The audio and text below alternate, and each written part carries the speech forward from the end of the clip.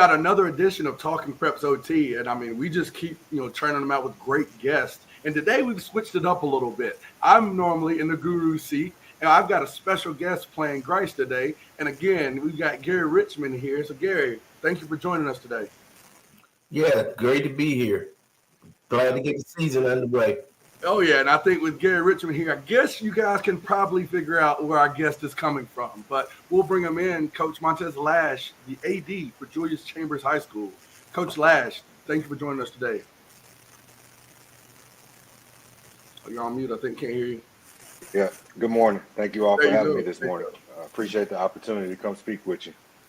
Of course. And, we always start with our guests by first, asking the process and the journey it took to get where you are. So, give us a quick synopsis of, where you came from, your history, and how you got to your position.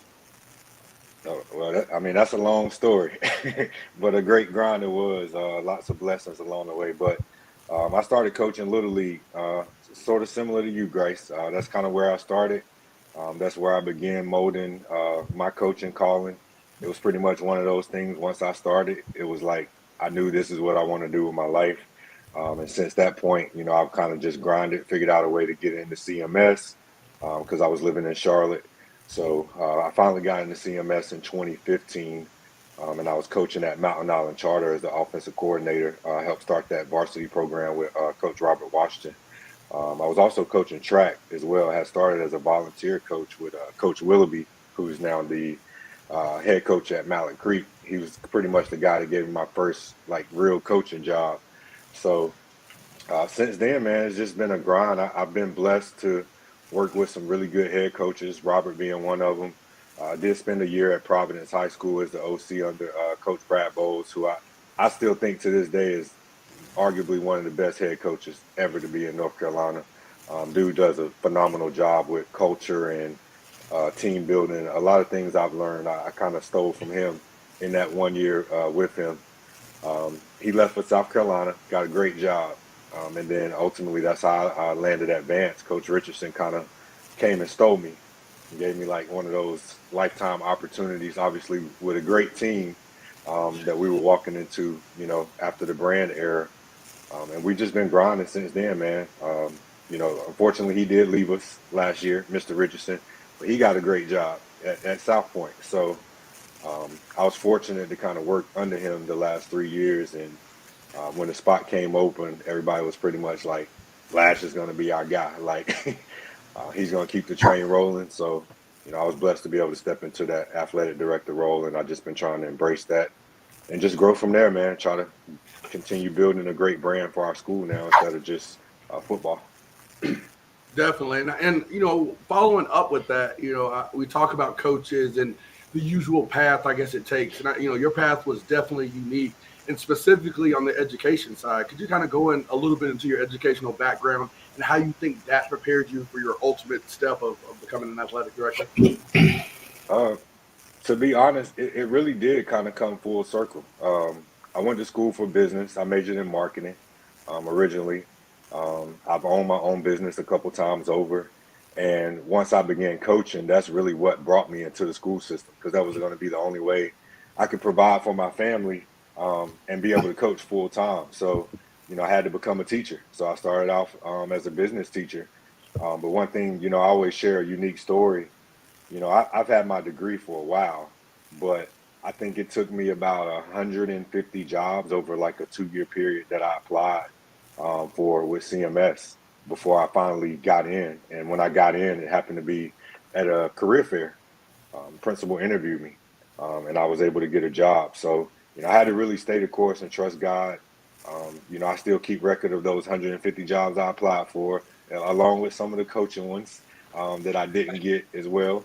But since then, I just grind, man. And God's kind of blessed me with some great opportunities along the way. And I think, my background in business, you see more of that now in my role over the last couple of years, as far as the marketing, the branding, and the things I've done as a business owner, more so than the educational side. I love teaching. I'm a great teacher, but I've taught a variety of classes. So, my background educationally couldn't have really prepared me for that. I just happened to be you know, a quick learner and kind of get a hold of some of those things. And now more so from a business standpoint, you're seeing kind of what I went to school for. Who's one of the schools that you applied coaching jobs for, Lash? Give us one. Give us one. I know one of them's out there. One of the schools that is going to realize that they did not hire Coach Lash into their program. I know you have them on a board posted up somewhere. And every time you guys play them, and no one knows. We know. We know you got it on your list. It's like, I remember you didn't hire me as you shake their hand after you're victorious. You going to give us one? I'll give you one because we won't play them. I'll give you one. And that was Stuart Kramer. Yeah. As an assistant coach. The head coach wanted to hire me. But ultimately came down to the principal and the board, whoever it was at that time. But we'll never play them, so I can leak that name. It's okay. I won't leak anybody else. They already think I'm petty enough. Like, I get you in trouble. I knew you'd give me at least one. No, it was great. But, we were kind of talking in the back and giving the viewers a little bit of a window there. And just, even someone who's known you for as long as I have, I did not realize that you had the 2 master's degrees and were in school in California. Talk a little bit about your time in Oakland and just, maybe how that shaped your view a little bit different. I mean, we know, clearly you're unique from your presence and just the way you think about things in a very positive way. So just give us, a window into that time in California and how that kind of shaped you going forward. Yeah, well, I mean, I took a chance on myself, just trying to invest in myself from an educational standpoint, and just wanting to experience something. That couple years or 2.5 years was very unique, but it was helpful. As I said, kind of behind the scenes, Oakland culture is just different, man. And as a Black man, it's arguably one of the best places you could live and kind of just fit in. Because everyone's going to look like you pretty much for the most part everywhere you go. So I was able to, experience our culture in a different setting, be able to see successful Black men, all the way down to, the homeless situation that they have going on that's been a crisis for, 10 plus years. But, that time, if I'm bringing that full circle back to now in my time at Chambers, I'm blessed to work around kids, admin, teachers that look like me. So it's something that I enjoy as far as pouring into our kids and having a support team around me that looks like me. But that time out there kind of helped, shape and help me understand the value of, us supporting each other. Good morning, Coach. How you doing today? What's up, Mr. Gary Richmond? How you doing, sir? I'm doing great. I almost wanted to start laughing when you said you had applied over 150 times to CMS. They got about 500 openings right now. And I think anybody can get a job in CMS right now. Yeah, well, we had that shortage when I was applying in 2013 to 2015, but I promise you, I could probably pull up that screenshot right now. I got record of it, I promise. I know that. When you said 150 times, I was like, what were they looking for back then? Because right now, they're looking for breathing bodies. If you can breathe and you can get there on time, you're hired. So that kind of made me laugh when you said that, but I guess we're in different time periods now. You said one of your degrees was in marketing, and that made me think about you are known for and very good at promoting Chambers athletics. The hype videos on Twitter and Facebook and other forms of social media really attract a lot of attention. Is that a way to promote Chambers? What is the purpose of that, first of all? So for me, the main purpose, right? And I started this a while ago. Social media just really kind of blew up as far as athletics. I wasn't the first coach promoting their program. I just had a vision that I kind of worked on behind the scenes for our program. And some of the things, I borrowed from a lot of college programs. But to answer your question, the purpose is really to give our kids an experience that they're going to remember 10, 20, 30 years down the road. I always talk about the idea, like our era of coaches, We can't really go back to the high school vaults and pull those pictures and videos. We ain't have it. A lot of us, our coaches was exchanging tapes, VHS or DVD. If you had pictures, it came from the newspaper. So, I'm trying to provide a unique experience for our kids that they can remember forever. That's number one. But two, I tried to create a lane for our program that's going to bring value and attention to it where we don't have the resources that a lot of other schools have. So, when I first came on, we had a small booster club. So, we're not going to have an abundance of money. So my marketing savvy was, hey, how can we create a brand that makes sponsors or companies want to come in and support us versus, oh, my son Johnny's on the team, or I graduated from there, so I'm just dumping money into the school. We haven't really had that. So for me, it's about creating a brand that makes companies want to support us and get behind what we're doing and rally behind our teams. Moving to athletic director, it shifted now from just football and track, because those are my primary sports, to now I'm trying to recreate that for all of my sports. My principal always talks about, and this is the third part to your question. He always talks about being a school of choice for the Charlotte area. And as the athletic director, my job is to help promote Chambers High School to be a school of choice. And for me, that's from an athletic side. I want parents and kids to know exactly what they're stepping into when they're looking for a school or looking for a home school, or, they move into to Charlotte area. I want them to feel comfortable knowing that their kid is going to have a great experience, and they're going to be successful within any of our athletic programs. Coach, I can relate to you stepping away from being a coach, not to being an AD, but just stepping away from being a coach. And it can be kind of tough. I did it a couple of times in my own career, and it kept pulling me back. How is it as an AD not being in those coaches meetings, game planning, practice, study hall? Bryce got me rolling right Listening to playing time from parents. How has that transition been from what you used to do as a coach as opposed to what you have to do as an AD? So, I'm a transparent person. I'll shoot it to you straight, 100% of the time. It has been a struggle. I'm a ball coach. I love coaching ball. I love, especially at Chambers. I fell in love really with coaching, being here, and our kids.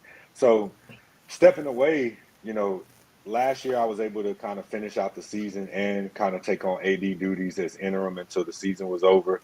But this year, being 100% away from coaching ball, it is tough, man. The kids miss me.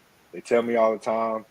What I did for my own kind of sanity is like just step back, from being at practice every day, and just trusting our coaches. I'm really close with Coach Wiggins. He and I attended the same high school, so we come from the same coaching tree. And then obviously our offensive coordinator, Donald Littlejohn, that's my best friend. Me and him talk regularly. So, I have to really trust the guys that's in place to take this program to the next place, and not, be in my own feelings about just missing coaching ball. It's tough though. You miss it. You miss the meetings. You miss the prep. You miss just hanging around with the kids in the locker room. But I'm still able to build those bonds and those relationships, just from an AD standpoint. The kids still know I have an open door policy. So, they spend a lot of time in my office. I still know about all the personal things going on with all of our kids. So I just give it to them in a different light, just not from a coaching role, but just more so now I'm even more so a fatherly, perspective, just because I'm over all the sports now. And also, Coach, we talked about you having to step away, and I know it's tough when you don't get to be around the kids on a daily basis. Do you think CMS should go back to allowing ADs to coach? When I was coming up through CMS, most of the ADs were also the head football coach. And if it wasn't the head football coach, maybe the head basketball coach. And I think there were people that thought not so much that they had too much on their plate, but they funneled so much of the money towards their own programs. And the other coaches from other sports might complain, how come we don't get it? The football team gets it, or the basketball team gets it. Well, I always thought, regardless, uh, those two sports are going to get the majority of the money because they bring in the majority of the income.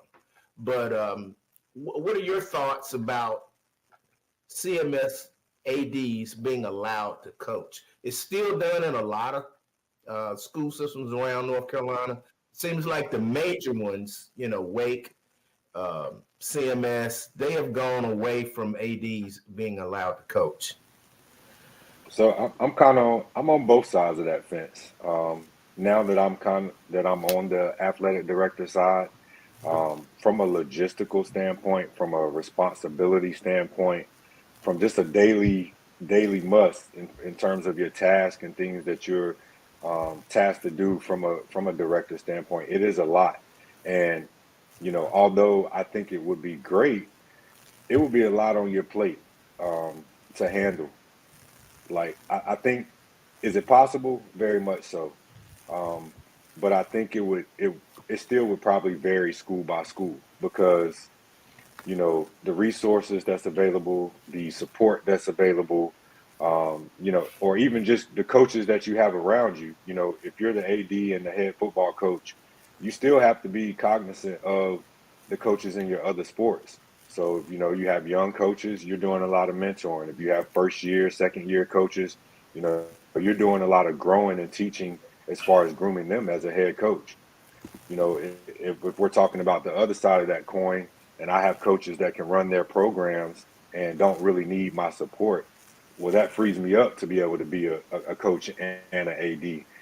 So I think it would be on a case by case basis. I can make an argument for either side. Ultimately, I think if North Carolina is going to keep up with the other states, they're going to have to look at, restructuring some things, whether that's, increasing coaching pay or increasing athletic director pay. Because as we know, we lose, a ton of coaches every year to other jobs in other states, to go do exactly what we're doing here for, a fraction of the pay. So I'm hoping that, I'm not even going to say I'm hoping. I trust in Erica Turner and Steve Robinson. They've already made waves in terms of just the support for athletic directors and the coaches and what they're trying to bring to CMS. So, I don't have any doubt, in this moment that they're not trying to fight to make us competitive with these other states so that we're not losing, good teachers, good coaches, good athletic directors. Yeah, I had a talk with both of them the other night at the game. And one of the things I brought up to them that you just segued me into is coaches' pay.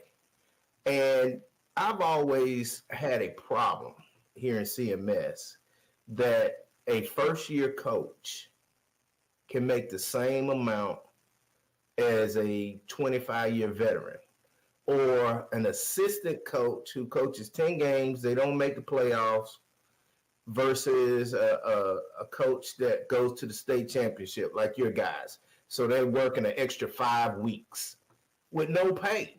They've already been paid at the end of the regular season. And one of the solutions I've talked to people about is allowing so much of coach's pay comes from downtown. Okay, so when allow the AD and principal to sit down and decide where that money should go as far as coaching salaries, because it's no way a first year coach should make as much as a head coach or a 30-year coach or 25-year coach. That's just not right, especially when you have coaches that consistently make in their staffs consistently make the playoffs and they're not getting compensated for it. So do you have any ideas as to how CMS could better pay their coaches? Well, at the present moment, we have different committees set up as far as our athletic directors in CMS. And I know this has been a big topic of conversation. I don't serve on that particular committee, but I know that they are working behind the scenes to talk about restructuring the pay, talk about the years of service or years of coaching, as well as like postseason. So these are things that, they're trying to develop a structured plan that could be presented to the Board of Education for those changes. Like I said, I have no doubt that our current, county athletic director isn't on our side. She's been working diligently to, make a lot of changes and for the greater. I don't mean just, the bad stuff that a lot of people are just talking about. She's working behind the scenes with, the sponsors and the things that's been done already in CMS, i.e. Flag football. So, I'm trusting in that they're already trying to restructure that because they see it. I mean, we can pull up a dozen articles right now of North Carolina coaches leaving, and they're making over six figures to do half the job they're doing in CMS, or they move to Georgia, or we go north and Virginia pays their coaches through the postseason, and the stipends are higher even in smaller counties. So, it's all about presenting it the right way, and that requires the research, that requires the planning, that requires putting that stuff together on paper. Because if you're going to take anything to CMS, you gotta have it laid out. Who would it be presented to? Is it to the board or the superintendent? Well, I mean, the superintendent serves as part of the Board of Education for CMS. So ultimately, it still has to go through their desk. But it's going to be presented to, same board directors that hold your school board meetings. And then ultimately, I think he can make the decision, yay or nay. I might take up that cause.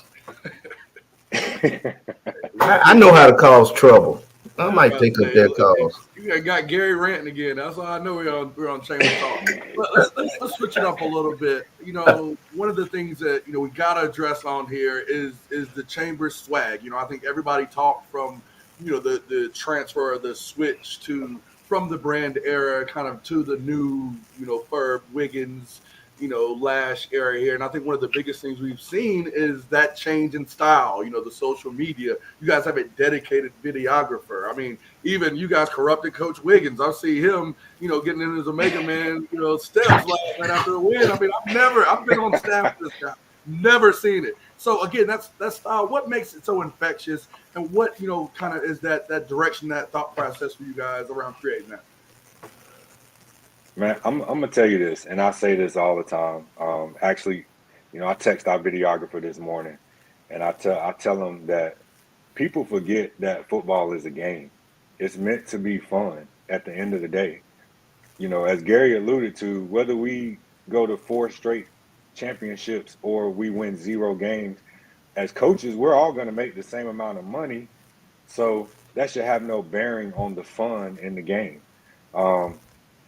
In turn, we're just allowing our kids to be themselves, man. Like, if you're not allowing them to have fun, what are we really coaching for? And that's what we've embraced with our school. Yes, we sit down and we talk about some things that's acceptable or unacceptable. Are we still representing Chambers as far as a brand, in terms of the school? Being sportsmanlike, the discipline things. These are conversations we still have surrounding those things. But what makes it infectious is that at the end of the day, who doesn't want to have fun? Like, if you're doing what you love, and then that's from a coaching standpoint or from a child standpoint in terms of playing the game, who doesn't want to have fun? And we're allowing our kids to embrace that opportunity to have fun, to be themselves, to cut loose, but do it from a respectable standpoint. Coach Lash should be the petty one. You guys enjoy the game. Miami had the same swag. When I think about the U and the brand that they created, it was a nasty, violent brand on the football field. It was swag, and they were winning.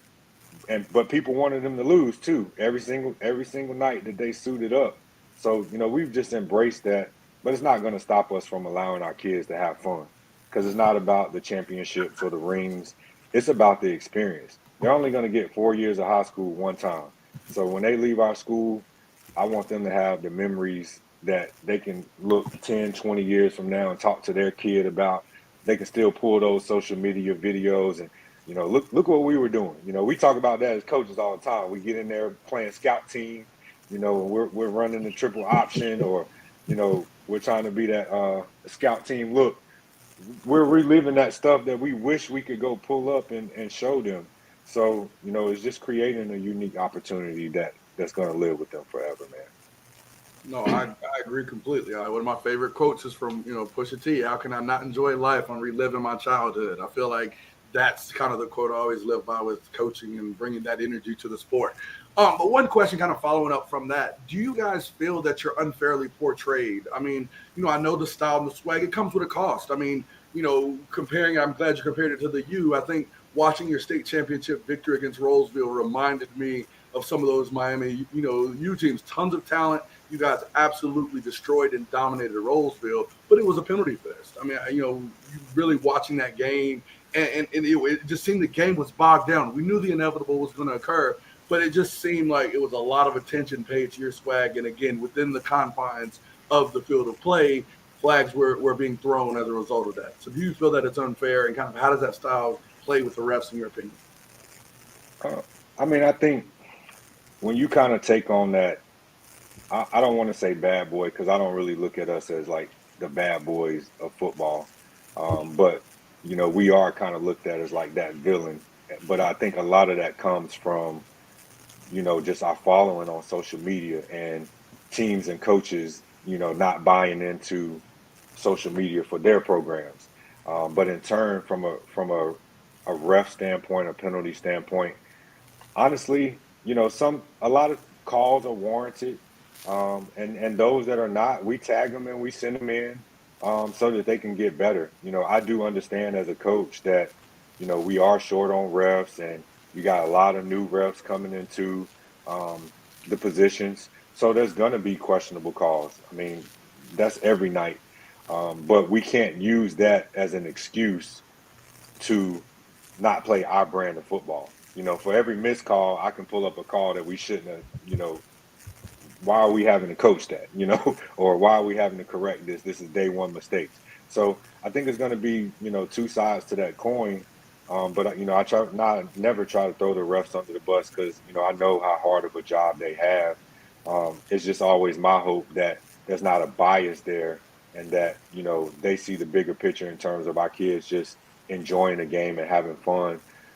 In my role now, I'll take on that responsibility in terms of addressing, your missed calls, or maybe, your judgment of the team and stuff. So, to some people, if they have a bias bone in their body, that's probably going to show up, but that's not our responsibility. And talking to someone last night, one thing they said, our game went on for almost 3.5 hours last night. So, a lot of calls in that game. But, one thing that he said to me that stuck out is these kids, some of them have been to 2 and 3 state championships. Some of them have been down in 3 or 4 games that, everybody counted us out. So we've already been through more adversity over the last few years than we're ever going to really see as it pertains to referees. So we can't use those as excuses, but our kids mentally are already battle tested, so they expect, some of the calls. We play violent, we play fast, we play physical, as our coach AT would say, to the point of attack.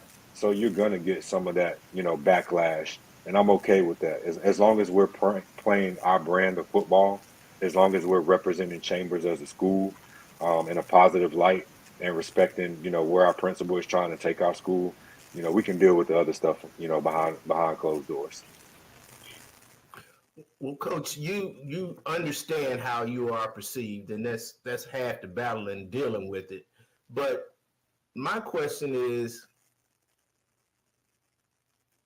as I follow Twitter and other social media, I see a lot of coaches that are going back and forth at each other. And I'm just referring to CMS coaches about what their kids are going to do or what they're going to do and that type of thing. And now you have coaches kind of writing checks that their kids have to cash. And we had an incident in, I think it was Texas about a week ago, where the coaches got in a beef and over some officials calls, but the opposing coaches got into it, and one of the coaches wound up dead.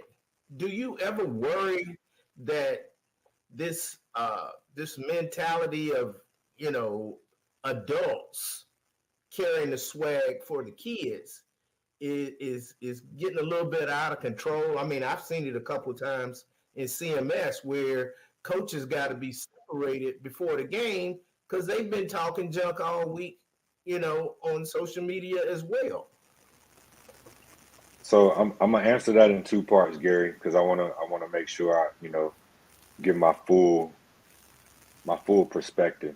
First off, condolences to that coach. That situation was a tragedy, and I think about my time just as being a youth league coach, and that really could have just been any of us. So for it to get to that point, does bring cause to concern that we can't ignore.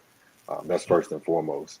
Um, I talk about now, or even as a coach, sometimes about the banter, on social media, as far as coaches going back and forth.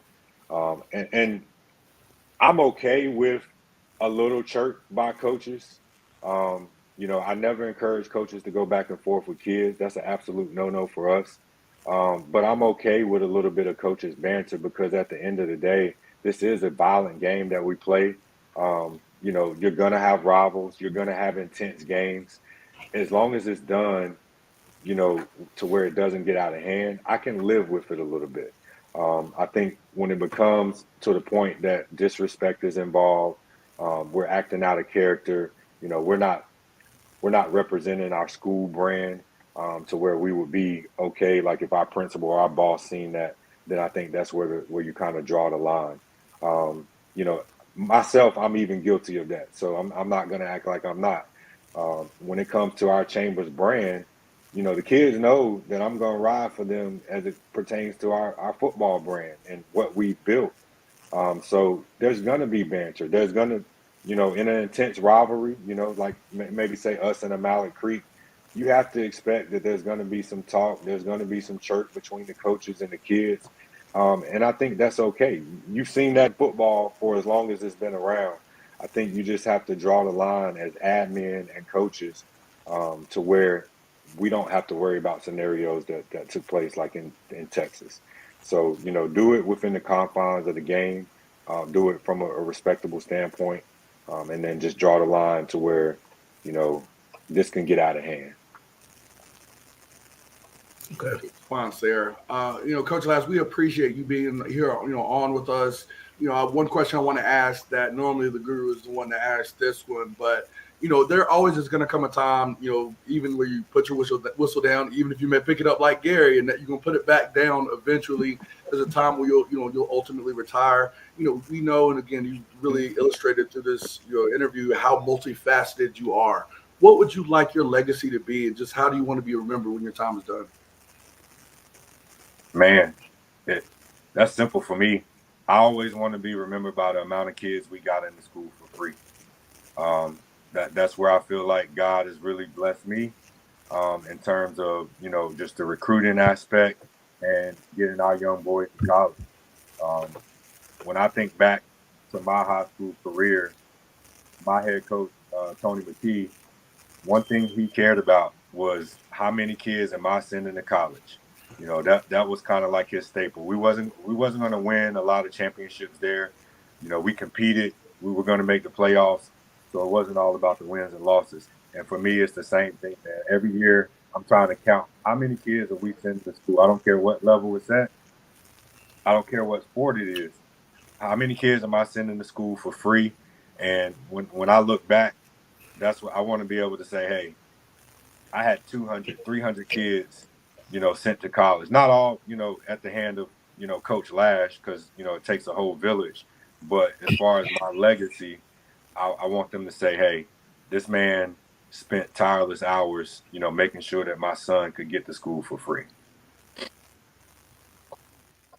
That's Well, perfect. Coach, I'm gonna tell you that is very rewarding. As somebody who's done it probably twice as long as you have, the best feeling in the world is when they come back and tell you that they appreciate all you did for them, and they will. Trust me, they will come back and they'll let you know the impact you had on their lives. For sure. I agree. Definitely. Well, Coach, appreciate having you on again. This was another great Talking Preps OT interview. You've got the retired coach. I feel like we keep trying to get him out of retirement, but thank you to Gary Richmond again joining us here for this special edition of Talking Preps OT. But again, thank you everybody, and look for another great interview next week.